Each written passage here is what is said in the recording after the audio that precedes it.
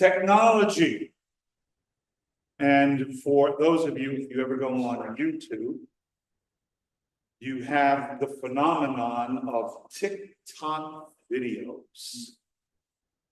And increasingly in our day and age, we are having a shortening of attention span on the part of people. And you make a video and it needs to be no more than 6 or 7 minutes. And regardless of if it has any real great depth or substance to it, but you need to be exciting and titillating. And that is the thing of our day and age. Well, we need to do some reading. And I'm going to ask you to be reading the book of Romans. I don't know how you feel about that, if that's a book that you're all that familiar with, whatever your favorite book happens to be. Well, I would ask, whatever your favorite book happens to be, why is it your favorite book? What is it about that piece of writing that seems to grab you so? That you just kind of, man, I really liked that. I really remember that. My goal is that that is going to happen with the book of Romans. Because the book of Romans adds so much to life. I would highly recommend the reading of the book of Romans, among other books. But in our society, we no longer have the list of required reading that we used to have years ago. Now, there have been those that have accumulated lists of reading, and one of the lists was the 100 books an educated person should read. Now, don't know if you've ever heard that or thought of that, but it has existed, where there has been a recommended reading list, especially for those that want to be a rounded individual, well-educated.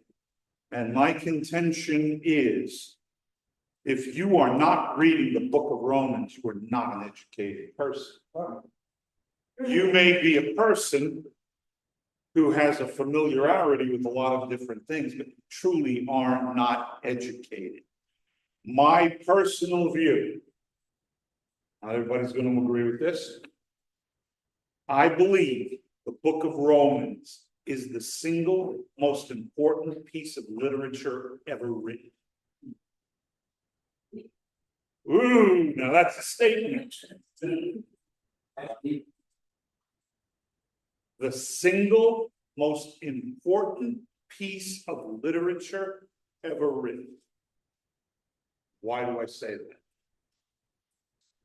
I say that because of what the book of Romans covers.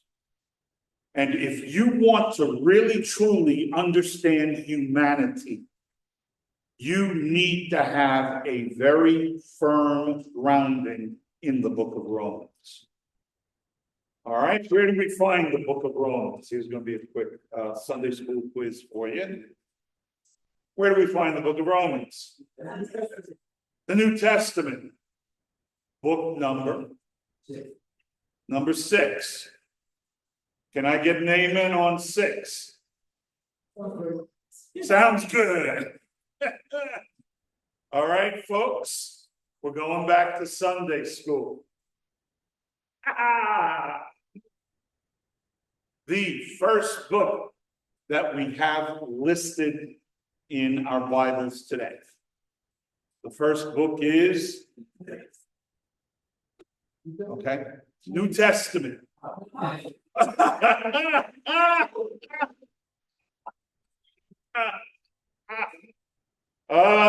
No cheating. No cheating. The very first book of the New Testament listed. In not chronological order, but as you take your Bible and you open it, the first book of the New Testament you're going to come to is Matthew. So that's one.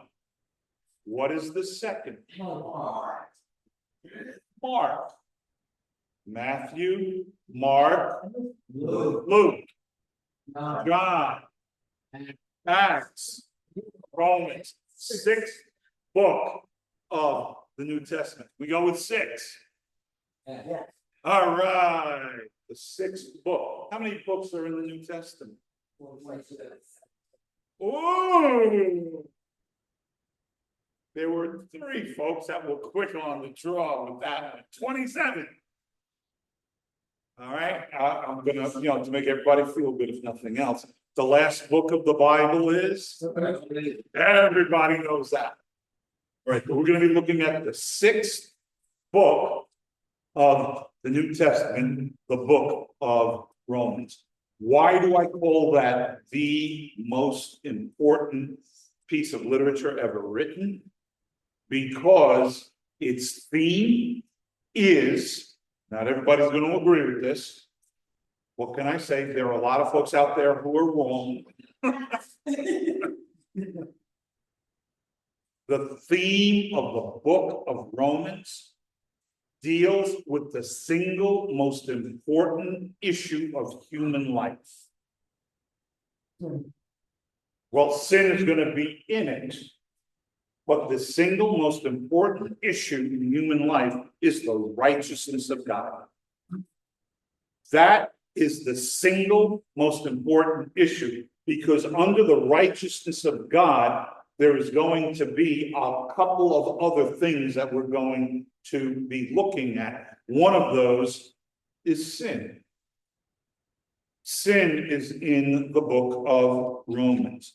Now, as we look at the righteousness of God, it tells us who God is, what God does, and how we are to relate then both to God and man.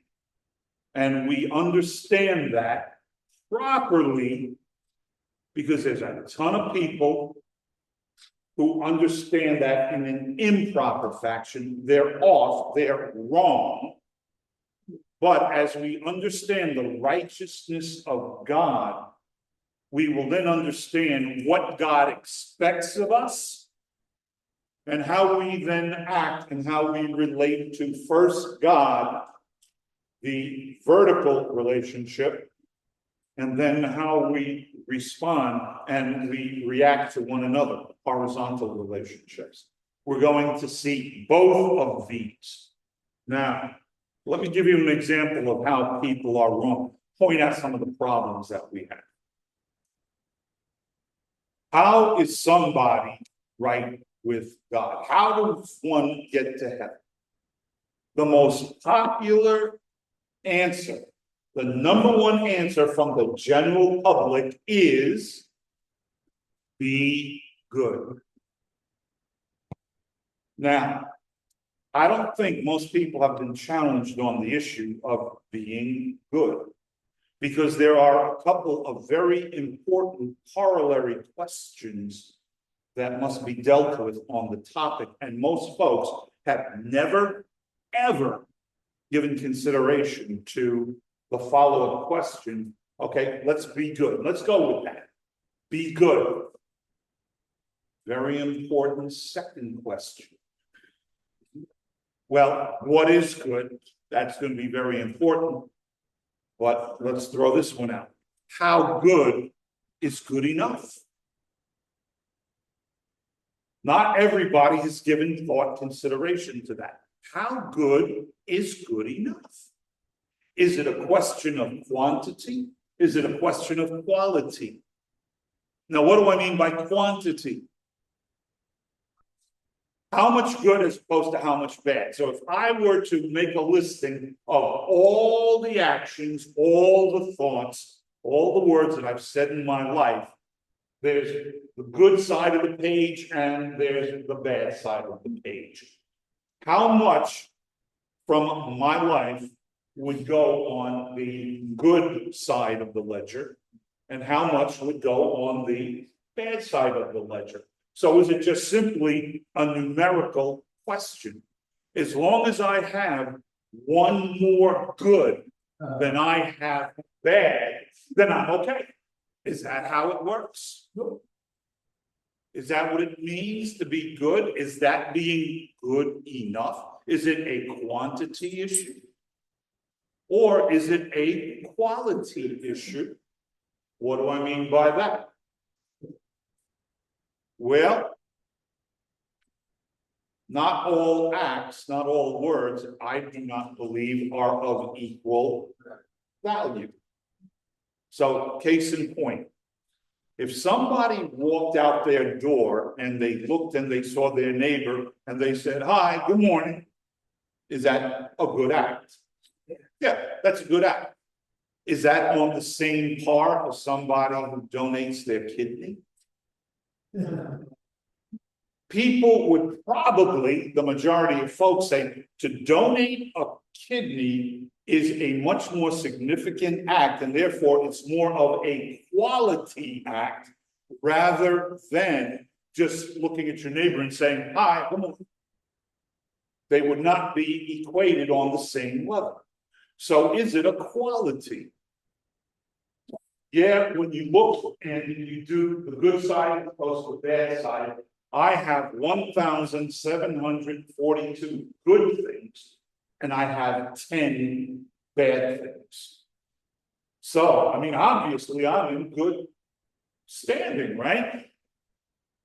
But if I say, but of those 10 bad things I did, I was a rapist, and I was a murderer, and throw out one or two other things, I wasn't just bad, I was really bad. So even though there's more on the good side than there is on the bad side, because of the quality, the type of bad I did, it outweighs my good. Is it a qualitative thing? Is that what it means? So if I'm a murderer and a rapist, even though I may have a bunch of good things, the quality of my bad outweighs the quality of my good. So how good is good enough? Is it quantity? Is it quality? Is there some third option or fourth option? Those type of answers are given in the book of Romans. And that's why I say it's terribly important, because, beloved, there is the verse that says, "What does it profit a man if he should gain the entire world but lose his soul?" All right, that makes sense. 70, 80 years on earth as opposed to all of eternity. If somebody winds up in hell for all of eternity, what was the point of 70 good years on earth? The book of Romans is going to answer that sort of a situation. When we see the righteousness of God, here's the question, God, how good? According to whose standard? Because, Tony, you just said, well, what is good? That is a very legitimate question, because not everybody is in agreement as to what is good. So let me throw out a question. Whatever you do for your livelihood, whatever your job happens to be, are you the only one that does that job in all the world? Chances are no. If you're an accountant, well, there are other accountants that are out there. If you are a carpenter, there are other carpenters that are out there. All right? In the economic free market especially, there's something called competition. All right? Is it okay for you to kill your competition? No. Would you say that's okay to do? You'd like to, but all right. Okay.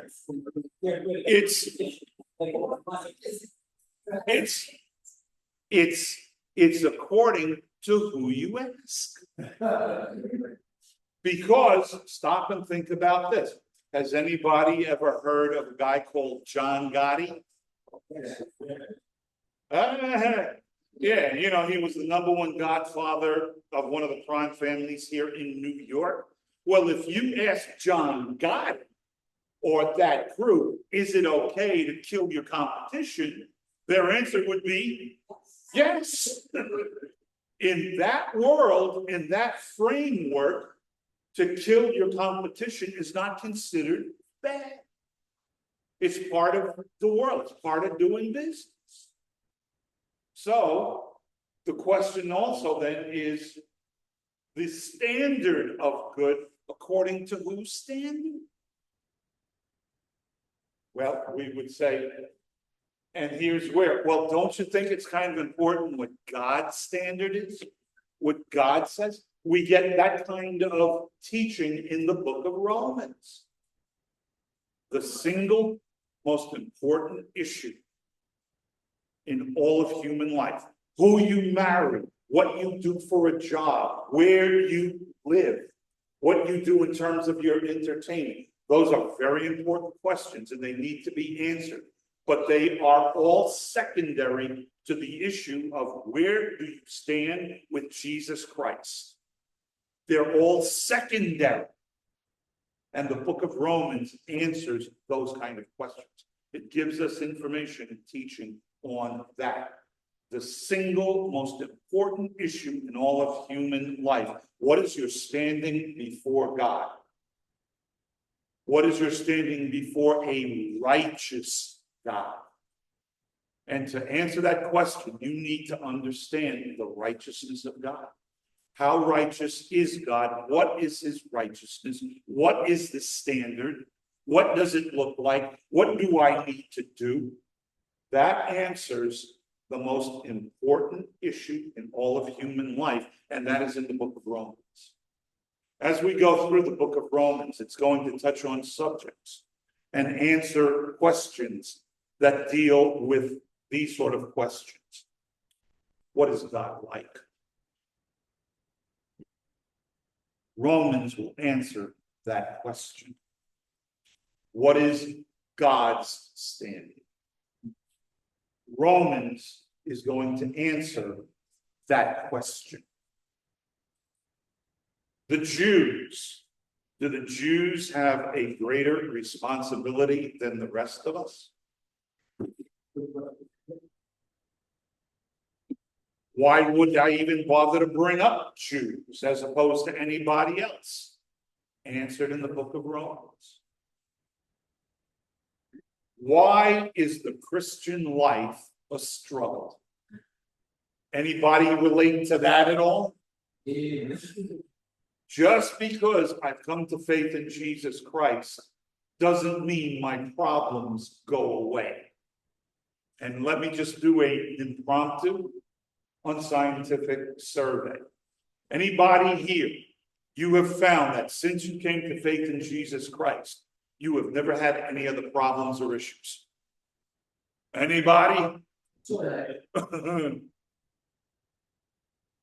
Why is the Christian life a struggle? And beloved, there are those times it is. Let's be honest. It is. Answered in the book of Romans. What's in the future? Book of Romans. How many folks are going to tarot card readings and fortune tellers, and they're listening to Bible preachers who do series on prophecy and what have you? Why? Because they want to know what's coming. What's the future? It's in the book of Romans. What does the Holy Spirit do for Christians? In the book of Romans. Law versus grace. If you've been in the church for a good time, you will have heard law versus grace, law versus grace. What's law versus grace? What's that all about? What's going on? What's the relationship of law versus grace? It's in the book of Romans. Here's a question. Has anybody ever wrestled with the issue of How do I pray? You ever wrestle with that? It's in the book of Romans. Myself as a Christian, what is my relationship to the world? What am I supposed to do in terms of others who are outside of myself or outside of my spiritual circle? These and many other questions like this are given in the book of Romans. The book of Romans, the single most important piece of literature ever written. And by and large, 99.99999999999% of people in the world have no clue as to what's in the book of Romans. I don't want that to be true of our fellowship. Be reading the book of Romans, and let me throw this out to you. Some of you may kind of chuckle. I think I've said this before. As we're looking at Romans, you're going to find there's a whole lot of stuff that we're going to be dealing with in the book of Romans. And we're going to be here a while. We're going to be looking at Romans. Going to bring up some eschatology as we're going through Romans. Romans has had a tremendous influence. How long has the book of Romans been around? Approximately 2,000 years. Has the book of Romans made an influence at all? You better believe it has made a difference. I want to throw out some names to you. You're going to hear me naming names throughout the teachings as we go and look at Romans. But Romans has had a tremendous impact on the world because the book of Romans has had a tremendous imprint upon society, especially in the West. Not just the West, but especially in the West. And the West has been the predominant culture in the world for the last couple of centuries. The West. There is a name, Chrysostom. You all remember him, right? Chrysostom. Anybody interested in how that's spelled? If you are, here it goes. If not, I don't care. I'm throwing it out to you anyway. But here's a name to look up. C-H-Y-S-O-S-T-O-M.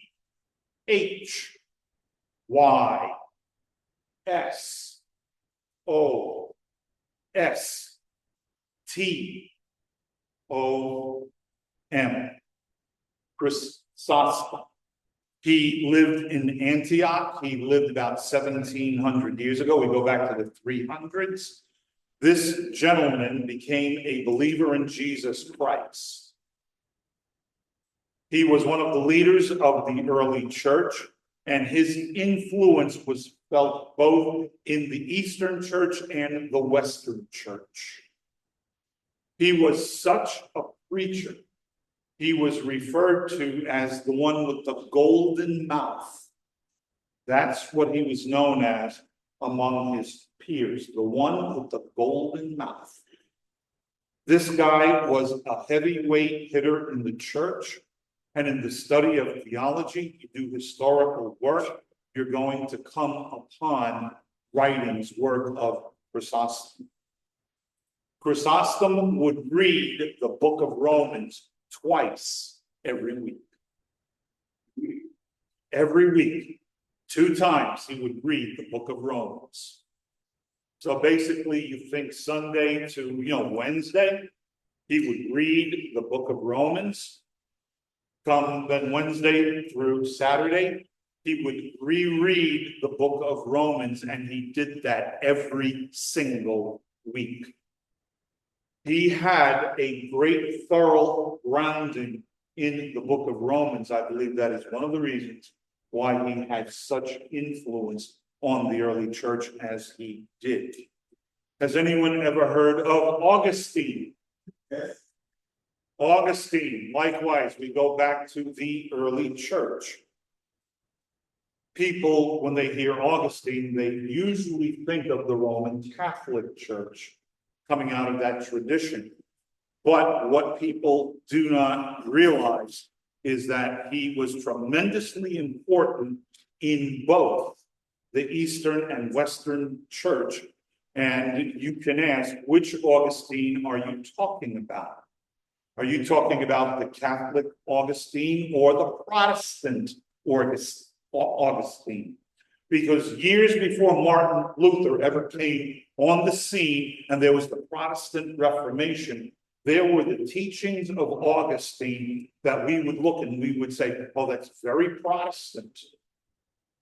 It came because of his reading and understanding the book of Romans. Augustine was saved reading the book of Romans. Tremendously important person in the church. Have you ever heard of Tyndale? Tyndale, he was in the early Protestant movement, but one of the issues with Tyndale is he believed that people should have the word of God. And he was very big on translating the scriptures and getting into the language of the regular people and having any and everybody read the scriptures. Tyndale said that the book of Romans was the daily bread of the soul. And he said it was the most excellent part of the New Testament. William Tyndale. Has everyone or anyone ever heard of a guy named Martin Luther? Martin Luther is just like Augustine in that he was saved through reading the book of Romans. So that's a terribly important issue in the life of Martin Luther. It was Romans 1:17. That's the verse that he was studying and he was trying to understand, and the lights went on. Romans 1:17. And we know the result of Martin Luther. John Calvin, another one of the great theologians of the Protestant Reformation. John Calvin believed that Romans was the cornerstone of the New Testament. Has anybody ever heard of a guy named John Bunyan? Pilgrim's Progress. If you have not heard of the book Pilgrim's Progress, it is a Christian classic. And it was written by John Bunyan. And what Pilgrim's Progress is, it is a story of the Christian life. And looking at the journey that we go on as believers throughout our life until God calls us home. John Bunyan, people don't know this, realize this, but because of his beliefs, he was jailed. He was jailed for a number of years. And it is while he was in jail reading the book of Romans, looking at the journey of humanity through life, through the book of Romans, he then writes Pilgrim's Progress. Pilgrim's Progress comes from the book of Romans. Has anyone ever heard of a guy named John Wesley? If you have never heard of John Wesley, what is the deal about John Wesley? He is only the founder of the Methodist Church. John Wesley, he was a missionary to North America. Did you know that? John Wesley, he's English. He comes to America and he came as a missionary. He was going to go among the savage native Indian population of the Americas and teach and preach to them the gospel and teach to them righteousness and ethics and morality. There was one problem with John Wesley when he was here doing his work as a missionary. Anybody know what that problem was?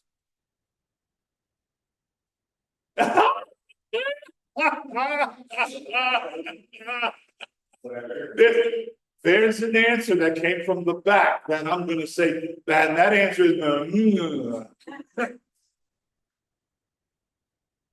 the problem with John Wesley while he was being a missionary here in North America is that he was not a Christian. Oh, really? That is very interesting. John Wesley had not come to saving faith in Jesus Christ. And he was on the field doing missionary work. He went through periods of depression. And as you go through the writings of John Wesley, he said, I've come to save the Indians, but who will save me? That was John Wesley. And what happened? He's discouraged. He's kind of a broken man. He goes back to England. He is going down the street. There is a street meeting. He goes into the church there at Aldersgate, and he gets saved. What were they using? They were giving lessons out of the book of Romans.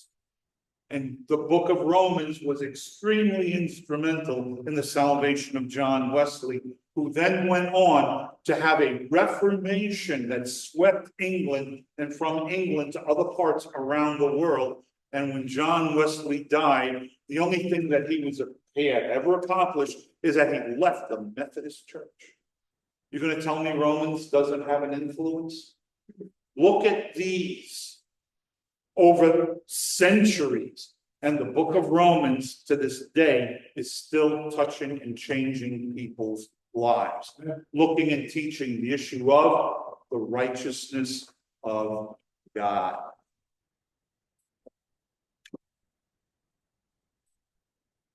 The book of Romans, there is an introduction.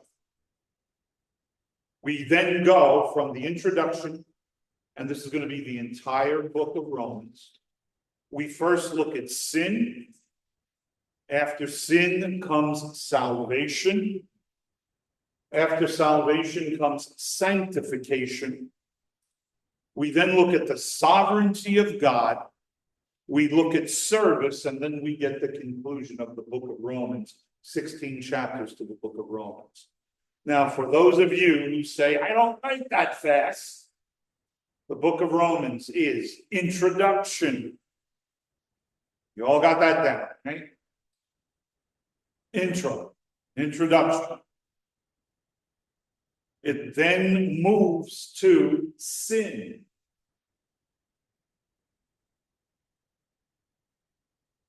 That's easy enough. 3 letters, S-I-N. We then go from sin to salvation.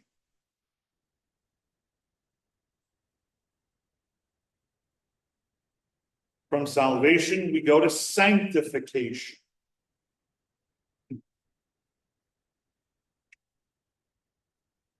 After sanctification, we then get the sovereignty of God.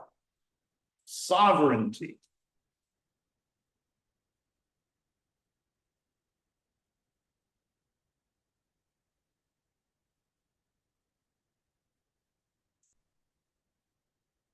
After sovereignty, we get to service.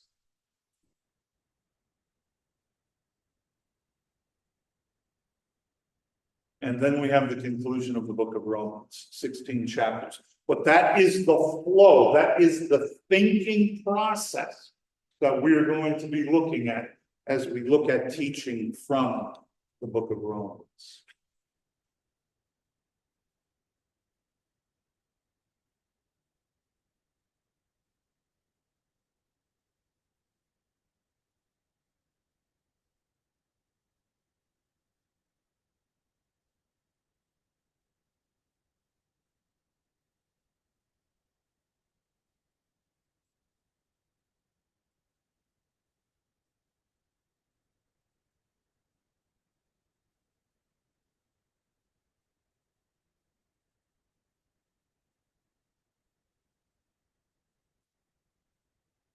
The book of Romans, while written by Paul, We find it being touched on immediately when the church comes into existence in Jerusalem.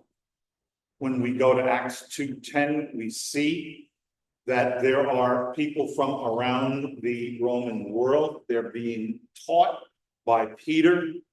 And one of the things it says is that there were the Jews, the proselytes, those that were from around the Roman world, and they're saying, we hear them speaking in our own native language about the wonderful works of God. And we're going to be looking at the wonderful works of God and how God works out all these things together. The righteousness of God found in the book of Romans. It is for both Jew and Gentile. And one of the things that we had looked at as we went through the issue of eschatology is that we have the study sociology, and there are different ways of grouping people and categorizing people. From God's perspective, in terms of nationality, biology, there are just two people in this world, Jew and Gentile. And then, of course, those that are spiritual in nature, it is those who are going to be with him for all eternity and those who are not. But Jew and Gentile, and the book of Romans is for both Jews and Gentiles. It is for those who are saved, it is for those who are not saved. It is going to address needs and issues for all of humanity. And what do we know about Rome? Rome, the capital of the empire. And we're going to find that there were the visitors from Rome, and we believe this is probably how the church came into existence. Because Paul did not do the evangelism and do the planting of the church in Rome. He didn't do that. So how did this church in Rome come into being? The Acts 2:10, it speaks of that there in Jerusalem, where you had all of these people from around the empire. It speaks of, and I'm going to read the verse. Let me read this sentence. How do we hear in our own language where we were born, our native languages? There were Parthians and Medes and Elamites, those dwelling in Mesopotamia, Judea, Cappadocia, Pontus, Asia, Phrygia, Pamphylia, Egypt, and the parts of Libya adjoining Cyrene, visitors from Rome. And here is where we get the founding of the Church of Rome. There were those from Rome who were present in Jerusalem on the day of Pentecost when they went home, and we have no identity as to who they were. But clearly, there were those from Rome. They go home, they started meeting, and this is the origins of the church. Started in Jerusalem.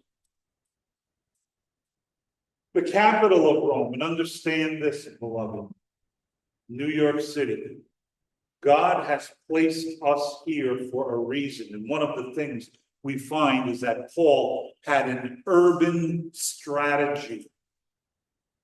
Paul would preach any and everywhere, but he concentrated on the major cities of the world of his day. And what more major city in the Roman Empire than Rome? We find that the church, evangelism-wise, we do need, especially in our day and age, the 21st century, we need to have an urban strategy. Paul had an urban strategy. He was using it as a home base. His hope was that he would come to Rome, become a part of the fellowship, know them well, and that they would then be a support for him as he went further west. Paul wanted to evangelize all of the Roman Empire, and by and large, his efforts were in the eastern part of the empire. But he wanted to do the western part of the empire as well. Rome, what was the far western part of the Roman Empire? Spain. Right? You come through the Mediterranean, you come to the Straits of Gibraltar. When you go out, next stop is North America. So the far western end of the Roman Empire, Spain, he wanted to go to Spain. He wanted to do work there. He wanted to evangelize. And he was planning on using Rome as a base of operation, a headquarters, if you would. And one of the things you're going to notice, if you look and you go through the book of Acts, the 3 missionary journeys of Paul, he was urban in his approach. And he had a home base. That was the church in Antioch. And he would always return to Antioch. He reported to the church of Antioch. And as he was going to be doing the western part of the Roman Empire, he had planned on using Rome as his base of operation and use Rome as he had used Antioch in the east. This is big. This is important. Romans is a literature-wise, it's an epistle. An epistle, that's a nice big fancy way of saying what? A letter. Hi, so-and-so. Oh, it's me. I hope all is well with you and XYZ. And then you talk about whatever's going on in your life, etc. A letter. That's what this is. It was a letter that was written to the church at Rome. And if we're going to be sophisticated and etymological about it, we don't say letter. We say epistle. But it's simply a letter. It is also, if you would, didactic in nature. Ooh, now there's a nice big fancy word. Didactic. This is didactic literature. That is its genre. Now, if anybody has a question, what might that question be? What is didactic literature? That's a nice big fancy way of saying line on line, precept on precept. It follows a logical flow and is like a teacher. Myra, you've done this. You make lesson plans and there is a flow. You say, I'm going to start with this and I want to get this idea across and this is how I'm going to end. That's didactic, being instructional, organized to present.